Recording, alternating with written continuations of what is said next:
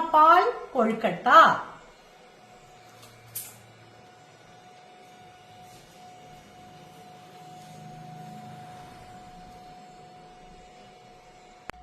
Hi കൂട്ടുകാരെ, ഇന്നത്തെ എന്റെ വിഭവം പണ്ടൊക്കെ ഞങ്ങളുടെയൊക്കെ മുത്തശ്ശിമാര് ഉണ്ടാക്കുന്ന രീതിയിലാണ് ഞാനിതാ ഉണ്ടാക്കാൻ പോകുന്നത്. അപ്പൊ അതിലേക്ക് വേണ്ടി ചെറു ചൂടുവെള്ളമാണ്, പൊടിയിൽ ചെറു ചൂടുവെള്ളമാണ്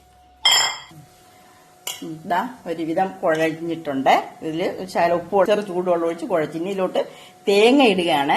തേങ്ങ കൂടുതൽ ഇട്ടാലേ അതിന് പ്രത്യേക ഒരു ടേസ്റ്റ് ആണ്. അപ്പൊ അതുകൊണ്ടാണ് അടുപ്പത്ത് വെള്ളം തിളയ്ക്കാൻ വെച്ചിട്ടുണ്ട്. ഇതുകൊണ്ട് അങ്ങോട്ട് ഉരുട്ടിയിടും.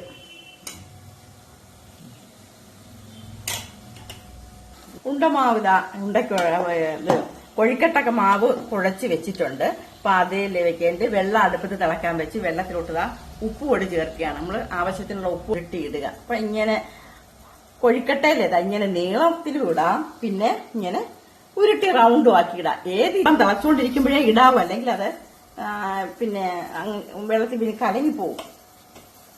ഒരു 7 മിനിറ്റൊക്കെ ആകുമ്പോഴത്തേക്ക് നമ്മുടെ കൊഴുക്കട്ട റെഡി. എളുപ്പത്തിലെ രാവിലത്തെ ബ്രേക്ക്ഫാസ്റ്റ് ആണിത്. അപ്പം നെയ്യ് ഒഴിക്കാം, തേങ്ങാപ്പാലും ഒഴിക്കണം അടുത്ത്. ഇളവുതാ ഉരുട്ടി ഇട്ടിട്ടുണ്ട്. പിന്നെ ഇരുന്ന് ഒരു 5-7 മിനിറ്റ് ഇരുന്ന് വെന്തോളും. ഇത് വെന്തിട്ട് വേണം അടുത്ത് തേങ്ങാപ്പാല് ഒഴിക്കേണ്ടത്.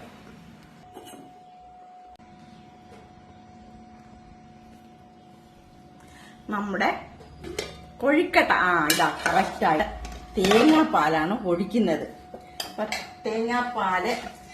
തേങ്ങാപ്പാൽ കൊഴുക്കട്ട പാലിന് പ്രത്യേക ഒരു സ്വാദാണ് വെച്ചിട്ടുള്ള കൊഴുക്കട്ട എന്ന് പറഞ്ഞാൽ. ഇനി ഇതിലോട്ട് ഒരു നെയ്യിലാണ് ഒന്ന് കടുക് ഹെൽത്തി ആയിട്ടുള്ള ഫുഡാണല്ലോ, അതുകൊണ്ട് നെയ്യാണ് ഒഴിച്ചത്.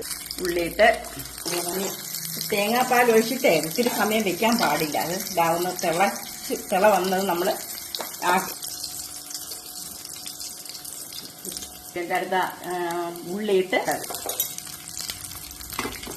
നമ്മള് കടുകിന് പകരം ഞാൻ എള്ളാണ് ചേർക്കുന്നത്. എള്ളെന്ന് പറയുമ്പോൾ നമുക്ക് ഗുണമുള്ള എള്ളൂടെ നമ്മുടെ ഉള്ളിൽ ചെല്ലും. നല്ലൊരു കൊഴുപ്പുള്ള കറിയാണ്. അപ്പം നമുക്ക് ഉണ്ടേക്കാളും കൂടുതൽ നമ്മൾ ഇഷ്ടമായിട്ട് കഴിക്കുന്നത് ഈ കറിയെയാണ്. ഉണ്ട അല്ലെ, കൊഴുക്കട്ടേക്കാളും നമുക്ക് കൂടുതൽ ഇഷ്ടം വരുന്നതേ ഉള്ളൂ. നമ്മുടെ ഇതാ റെഡിയായി. കണ്ട, ഇത് തേങ്ങാപ്പാൽ കൊഴുക്കട്ട.